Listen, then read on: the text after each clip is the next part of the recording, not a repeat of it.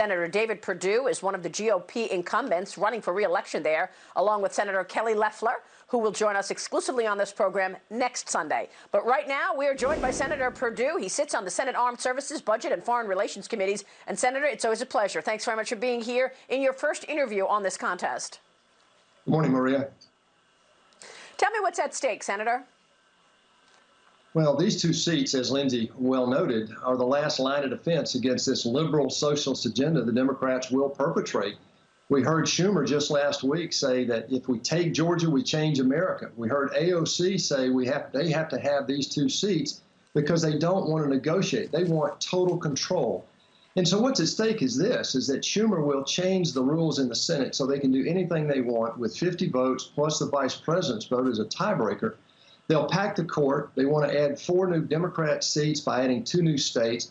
And they eventually want to do away with the Electoral College. And that will allow them, Maria, to perpetrate this agenda that they've been espousing now through the presidential primary all year, and that is the Green New Deal. They want to defund the police, open borders. They want to have sanctuary cities. They want to cut the military spending after we've just begun rebuilding it after Obama's decimation of it. And then they want to take our private health insurance away. 180 million people, they want to take their private health insurance away. And again, the Green New Deal, which is the most exasperating part of this agenda, they are dead serious about it. So that's what's at stake here, is that we're the last line of defense, Maria. There are so many things that a Republican Senate-controlled Senate can do to stop some of the programs we're talking about. Alexandria Ocasio-Cortez had a line, and I saw it the other day. She said, we need the 2 seats so that we do not have to negotiate. She doesn't want any negotiating on things like, for example, should Joe Biden become president, his cabinet. You know, we could very well see people like Bernie Sanders or Elizabeth Warren want to be in that cabinet. Is that right? Well, of course. I think you can imagine that Elizabeth Warren wants to be Secretary of Treasury. It's already given that Bernie Sanders will be chairman of the Budget Committee, Sherrod Brown will be chairman of the Banking Committee, and Ron Wyden will be chairman of the Finance Committee. These are people who really do not believe in our free market system. They want to change how we form capital in America. But again, this is something that they really have avoided dealing with in any of these Senate races. They've tried to hide it now lately. And if you look at what they really are espousing, this would never be done. Their agenda could never be done with a bipartisan Congress. And so what we can do in the Senate is this. We can actually protect the gains and the accomplishments of the last 4 years. I mean, President Trump gave us an agenda. They gave us the best economic turnaround in U.S. history. 6.5 million Americans have pulled themselves out of poverty. That will all get undone if we lose both of these seats in Georgia. So that's why we know we're the last line of defense, and we're fighting hard here to make sure that it's done legally and we get this done appropriately. The other policy that has been talked about on the left is the Green New Deal. But you said something to me this weekend when I spoke with you. You said only 20% of that package has anything to do with climate change. Can you walk us through what is the Green New Deal then? It's $100 trillion. Well, actually, yeah, it is over 10 years. And the way I look at this, let me give you a caveat first. It's $9 trillion per year. They can't finance that with income tax. There's no way. The adjusted gross income in aggregate for all the working people in America is about $9 trillion. And so what they've done is they've hidden inside this the Medicare for all costs, the stipend for the $30,000 a year stipend for people who are unable or unwilling to work, free college education, all of these things have nothing to do with climate change, but they're hiding it in there to make sure that we don't get a chance to debate it. And so only about 20% of the Green New Deal has anything to do with climate change. Unbelievable. Look, I want to ask you about your opponents and how they are trying to mobilize Georgians to get out and vote Democrat. Andrew Yang, Tom Friedman from the New York Times have all called on friends, supporters to go move to Georgia. The other day, Andrew Yang said that he and his wife are moving to Georgia because he wants to help Joe Biden and Kamala Harris. Is that even legal to go and move somewhere just to vote? I mean, how does that happen? No, it's illegal, and it shows how desperate they are. They know they can't win straight up. We proved that in our election in my seat.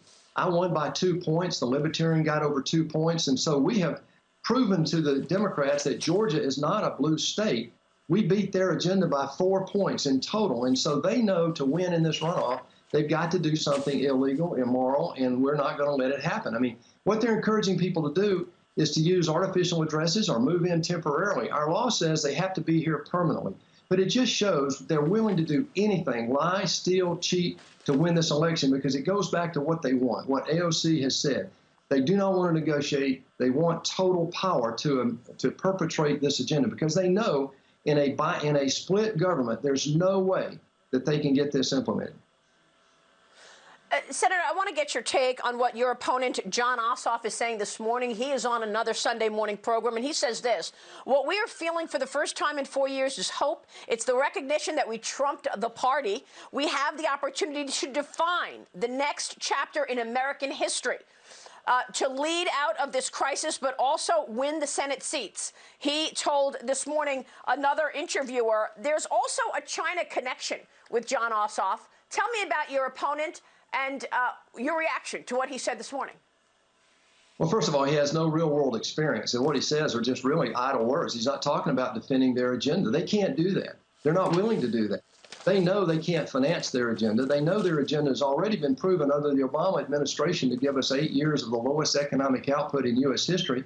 They caused 800,000 people to fall into poverty. They can't defend their economic policy or their political policy or their foreign policy. His China connection is very real.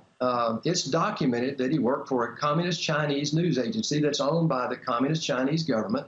He denied it twice in public, and yet there's an official document filed with the government that says, yes, he indeed did work with them. And so that, in combination with the fact that he worked with Al Jazeera for over 9 years, just tells us that he'll never hold China accountable or deal with our foreign policy with a straight-up perspective. So he worked for media company China Unicom when it was based in Hong Kong.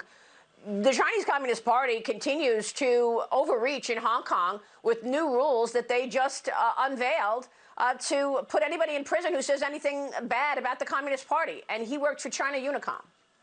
Well, he worked for PCCW, which is a news media company that actually perpetrates Chinese communist propaganda about the freedom fighters in Hong Kong.